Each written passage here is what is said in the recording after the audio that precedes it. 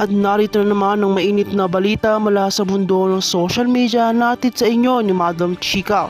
Isang nakakagulat na pangyayari ang tumamas sa mga balita ngayon. Ang kilalang abogado ni si Atty. Vic ay hindi nakapagpigilit ng galit na binatikos ang Komisyon ng Elections sa COMELEC. Ang taong dawalang prominenteng personalidad ng administrasyon na si Marcos, si Pangulong Bongbong Marcos at House Speaker Martin Romualdez. Ang mga pangyayaring ito ay nagbigay ng matinding kontrobersya at reaksyon mula sa publiko. Narito ang buong detalye.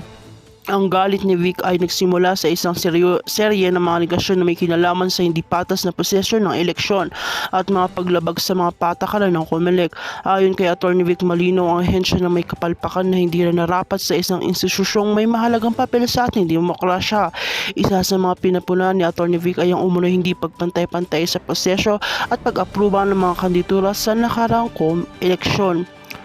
Ayon pa sa kanya, may mga pagkakataon ng mga reklamo laban sa mga campaign ng administrasyon na hindi pa yun napansin o binibigyan ng sapat na pansin.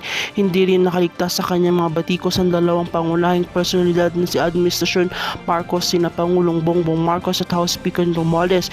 Pinuri ni Atty. Vic ang mga hakbang ni Romualdez na anyay naglalayong iligal ng gawain kapipakinabang kanilang mga interes sa gobyerno.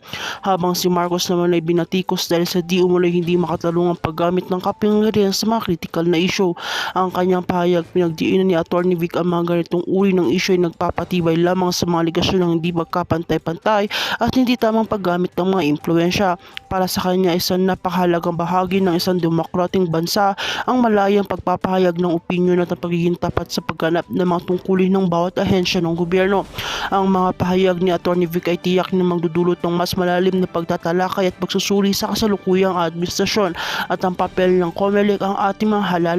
Patuloy nating subaybayan ang mga kaganapan sa anumang opisyon na pahayag mula sa mga kinuukulang partido, maging tapat at mapanuri sa bawat hakbang ng gobyerno. At kung bago ka pa lamang sa akin channel ay huwag kalimutang mag-like, share and subscribe para update ka sa aming bagong balita.